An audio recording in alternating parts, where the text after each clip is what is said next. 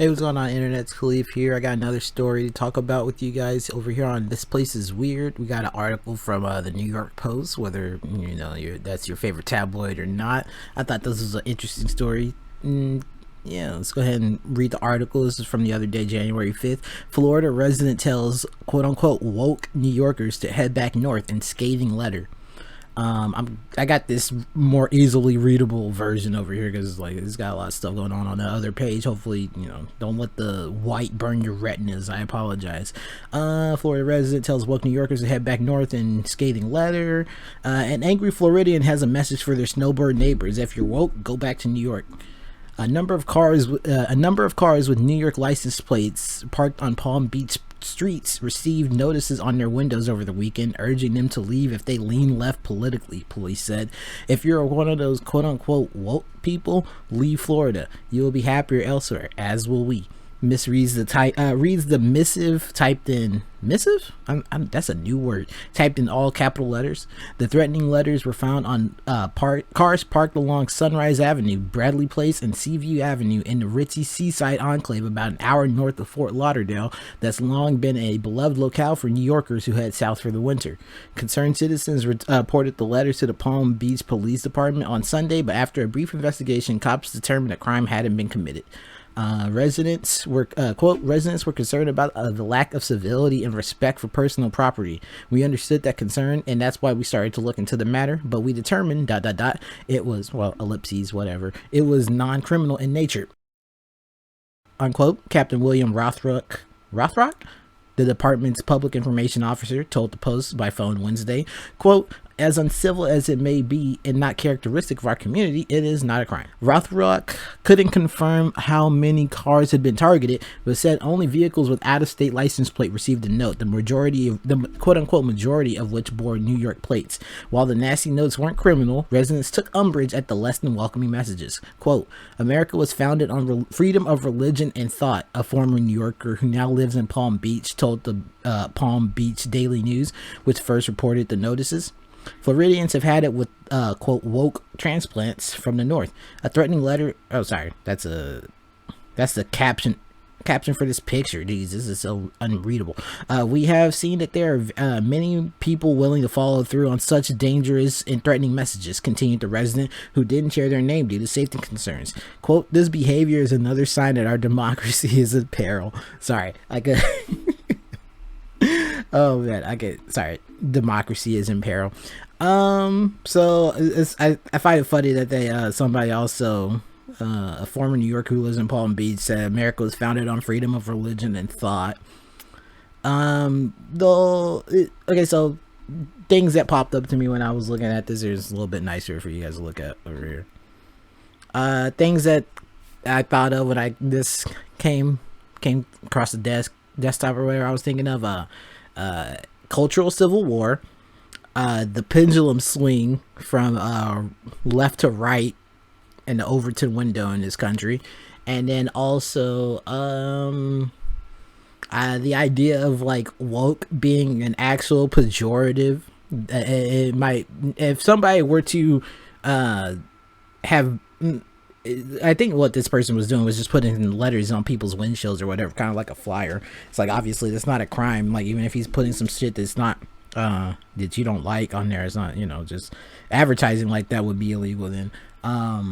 But if somebody were to have walked out and found him doing that to their car, and then that person ended up getting assaulted or something like that, would this be like a woke hate crime? Like, is this gonna be, are we eventually gonna get to the point to where woke being used as a pejorative and physical altercations would become a targeted class? Targeted class. So yeah, as far as the cultural civil war, it's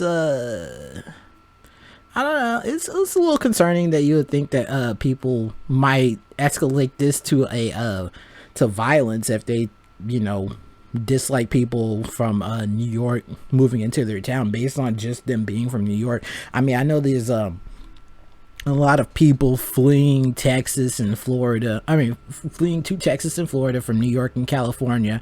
And I've been seeing a lot of posts on Facebook, Instagram, Reddit, and things of that sort. People like the argument is always, well, if you're leaving those blue states, don't bring those blue policies that you're fleeing from. Well, I think that's, that makes sense. I've always been a proponent of the whole idea of there are different, we're a state, we're a country of states, we're a United States.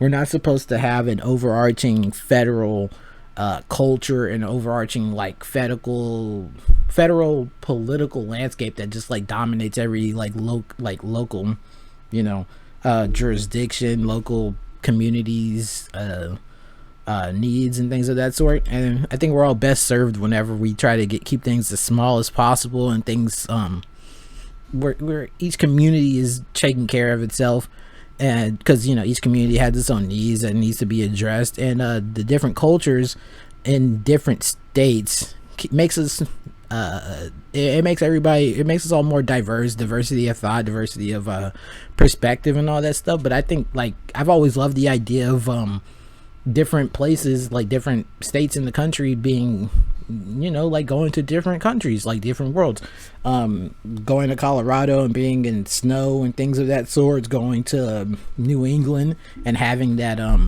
those all the port cities and things of that sort. Being down south, we've got more of the large farms, large swaths of land, things. I just think that that's a cool thing, and just to homogenize everything isn't a good idea. So on its surface, the idea of people wanting to defend their states that they've always been, and making sure that they stay the way that they've grown accustomed to culturally, I don't think it's such a bad idea.